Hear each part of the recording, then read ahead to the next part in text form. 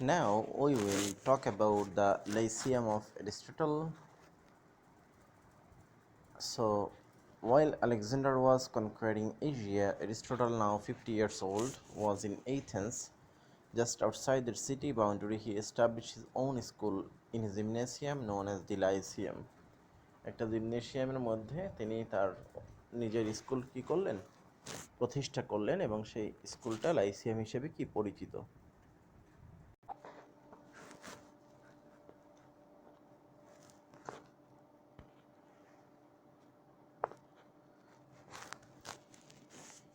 Just outside the city boundary, he built a substantial library and gathered around him a group of brilliant research students called Poetics. আচ্ছা, from the name of the cloister Peripatos. আচ্ছা, তো এখানে একটা মজার বিষয় আছে। তো তিনি যে লাইসিয়াম স্কুল প্রতিষ্ঠা করলেন, সেই লাইসিয়াম স্কুলে তিনি একদল একদল মেধাবী গবেষক ছাত্রদের তিনি জোগাড় করলেন এবং তাদের নাম দেওয়া হলো পেরিপ্যাটিক্স। পেরিপ্যাটিক্স মানে আসলে এর আবিধানিক অর্থ যে ব্যক্তি অনেক বেশি ঘোরাঘুরি করে এবং এই ঘুরে ঘুরে সে এক জায়গা থেকে আরেক জায়গা যায় এবং এর মাধ্যমে জ্ঞান অন্বেষণ করে। তো they walked and held their discussion, তারা হাঁটতো আর তারা আলোচনা করতো। The Lyceum was not a private club like the Academy. Many of the lectures there were open to the general public and given free of charge. এবং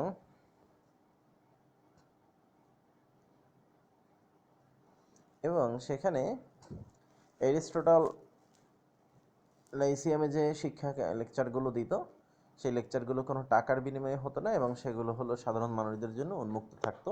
and they were open discussion and open for all. This is a well painting of Aristotle painted by Justus of Ghent, and it is found in Louvre Museum, Paris. Most of the Aristotle's surviving works, with the exception of the zoological treatises,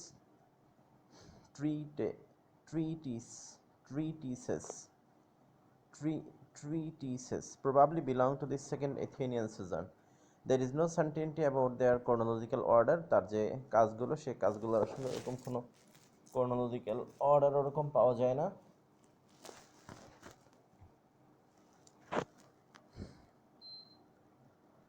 এবার বলছে হলো দেখো যে and indeed it is probable that the main treatises on physics, metaphysics, psychology, ethics and politics were constantly rewritten and updated. এগুলোকে পুনরায় লেখা হতো, update করে। Every proposition of Aristotle is fertile of ideas.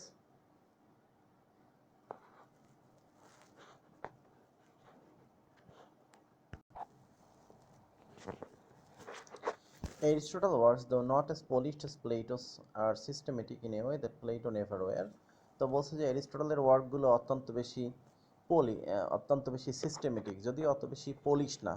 Plato's dialogue shift constantly from one topic to another, অর্থাৎ প্লেটোর টপিকগুলো এক topic থেকে, প্লেটোর ডায়ালগে দেখা যায় সেখানে এক টপিক থেকে অন্য টপিকে চলে যায়, কিন্তু অ্যারিস্টটলের টপিকগুলো অত্যন্ত সিস্টেমেটিক ওয়েতে। There was no such thing as an intellectual discipline until Aristotle invented the notion during his Lyceum period. অর্থাৎ ইন্টেলেকচুয়াল ডিসিপ্লিন মানে এক একটা সেক্টরকে আলাদা আলাদা করে পড়ানো, আলাদা আলাদা করে বোঝানো, এই কাজটা মূলত অ্যারিস্টটলই প্রথম শুরু করেন।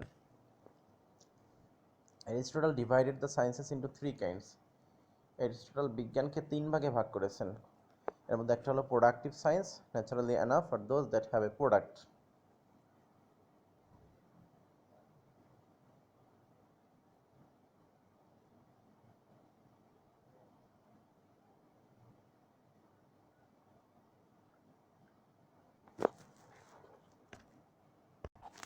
So the productive sciences, naturally enough, productive, practical and theoretical, তিন ভাগে তিনি সায়েন্সের কাজগুলোকে ভাগ করছেন।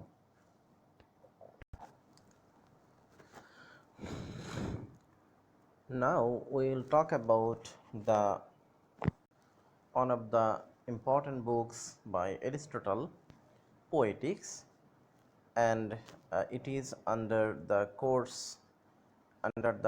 title, paper title, Introduction to Literary Criticism up to Romantic Period, অর্থাৎ লিটারেরি মানে সাহিত্য সমালোচনার ভূমিকা, ইন্ট্রোডাকশন টু লিটারেরি ক্রিটিসিজম তো এই লিটারি ক্রিটিসিজমের হলো রোমান্টিক পিরিয়ড পর্যন্ত, এবং এখানে তোমাদের you have to read 5 writers, and the name of the writers are Aristotle, Sidney, Dr. Samuel Johnson, William Wordsworth, and S.T. Coleridge, Samuel Taylor Coleridge. তো আমরা এরিস্টটলের Poetics পড়বো, তো সেখান থেকেও সব পড়তে হবে না। You have to read from chapter 1 to chapter 14 and chapter 24 and chapter 26, এই চ্যাপ্টারগুলো পড়তে হবে তোমাদেরকে। তো চলো আমরা একটু দেখে নেই যে আসলে 1 থেকে 14 চ্যাপ্টারে কি আছে। এই যে দেখো, this is the book, PDF file. আর এই বইটা হলো মূলত অ্যারিস্টটলের লেখাগুলোতে গ্রিক ভাষায় লেখা ছিল, এর ট্রান্সলেশন করছে হলো S.H. বুচার। তো এইটা হলো দেখো যে এখানে এই যে দেখো মোট 1 থেকে 10, 10 থেকে 20, 21, 22, 23, 24, 25, 26টা মোট চ্যাপ্টার আছে। There are 26 total chapter, and you have to read on to 14 and then 24 and 26. So on to 14 এ কি দেখো, চ্যাপ্টার 1 এ তোমাদেরকে বলা হয়েছে imitation, the common principle of the arts of poetry. তারপরে chapter 2, the objects of imitation. Then chapter 3, the manner of imitation. Chapter 4, the origin and development of poetry. Chapter 5, definition of ludicrous and a brief sketch of the rise of comedy. Definition of tragedy, the plot must be a whole, the plot must be a unity, dramatic unity. Definitions of simple and complex plot. Reversal of the situation, recognition and tragic or disastrous incident, defined and explained. Chapter 12, the quantitative parts of tragedy defined. What constitutes tragic action. And chapter 14, the tragic emotions of pity and fear should spring out of the plot itself. In chapter 24 কি আছে দেখো, further points of agreement with tragedy. And chapter 26 আছে কি দেখো, a general estimate of the comparative work of epic poetry and tragedy. তো এই বিষয়গুলো আসলে আমাদের পড়তে হবে। তো এখন কথা হলো যে it becomes very much difficult to understand and realize the main text of poetics. So to understand the main text better, we have to take some help from the famous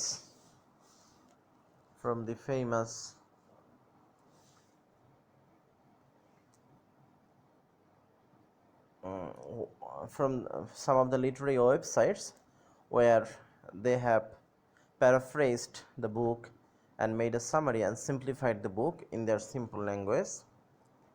এবার তাহলে চলো আমরা সেগুলো দেখি কেমন।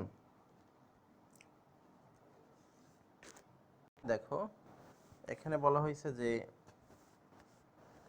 Aristotle uses a number of Greek terms in the poetics that have become a part of our literary lexicon. মানে আমাদের সাহিত্য তুমি যদি অধ্যয়ন করতে যাও, তাহলে সাহিত্য অধ্যয়ন করতে গেলে দেখবা যে তুমি বেশ কিছু শব্দ পাবে, এই শব্দগুলো মূলত গ্রিক শব্দ এবং এগুলো ইয়া থেকে নেওয়া হয়েছে, এই যে অ্যারিস্টটলের পোয়েটিক্স থেকে নেওয়া হয়েছে। তো সেই পোয়েটিক্সে কি আছে দেখো, Aristotle uses a number of Greek terms. The poetics that review the terms below and think of examples of text that use each on. প্রথম বলছে হলো অ্যানাগনোরিসিস শব্দটার মানে হলো recognition by the tragic hero of some truth about his or identity or action that accompanies the reversal of the situation in the plot. তার মানে হলো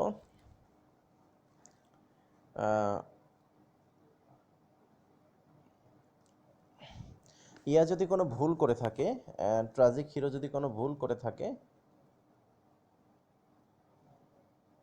না, the point in any play or novel in which a principal character recognizes or discovers another character's true identity or the true nature of their own circumstances.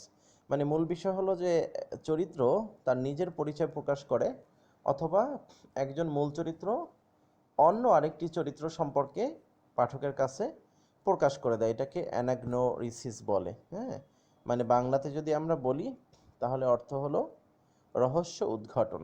রহস্য উদ্ঘাটন। তোমরা internet থেকে আরও বেশি জানতে পারবে। অ্যানাগনোরিসিস মানেটা কি? ওকে, Anagnosis. so this is the pronunciation. Now listen to the pronunciation. Anagnosis. Anagnosis. Anagnosis. আচ্ছা, এরপর দেখো, এরপরে antistrophe, the second section of the chorus.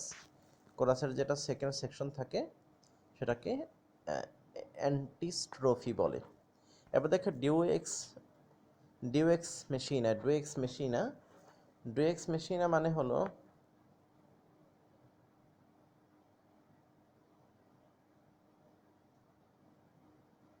এটা হলো যে the intervention of an unexpected or invented character, device or event two resolve the plot. এটার মানে হলো যে মানে কোনো একটা নাটক বা একটা ট্র্যাজেডির মধ্যে কোনো মানে আকাশ থেকে কেউ এসে বা মানে কেউ যদি করে আর কি, আকাশ থেকে না, কোনো সুপারন্যাচারাল ফোর্স যদি কোনো কিছুতে হস্তক্ষেপ করে, তখন ওই প্লটটা রিজলভ করার জন্য তখন সেটাকে ডুয়েক্স এক্স মেশিনা বলা হয়। তো এরপর বলছে যে Aristotle is disdainful of deus ex machina as a device that to resolve plot situation as tragedy must unravel because of the inner logic of the piece, not from a sudden intervention of the god. তো Aristotle আসলে এই ডুয়েক্স মেশিনাকে অনেক বেশি পছন্দ করতেন না, কারণ Aristotle মনে করতেন যে একটা প্লট, একটা ট্র্যাজেডির বা একটা নাটকের প্লট অটোমেটিক কী হওয়া উচিত, রিজলভ হয়ে যাওয়া উচিত, বরং হঠাৎ করে গড বা কোনো দেবতার ইন্টারভেনশনের মাধ্যমে হবে এমনটা হওয়া উচিত না।